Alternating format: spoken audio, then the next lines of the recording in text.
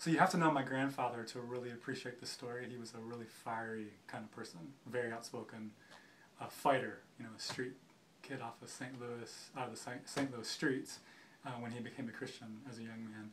He was a preacher, and he preached up a storm his entire life. I had to go see him when I was in college doing a paper on my family history, and I wasn't walking a very straight path at that point, and I kind of dreaded going to see him because I figured I would just get a earful of all the things I was doing wrong. It wasn't like that at all, though. He was in his 80s, and before I left, he actually pulled me aside and with tears in his eyes told me that he had made a lot of mistakes in his life. He regretted a lot of things.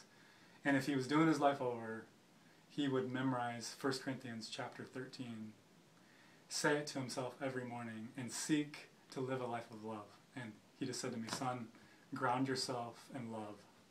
And I'll never forget, it was basically the last advice my grandfather gave me. He died a few years later, and I'll never forget his words of wisdom. That love's the main thing.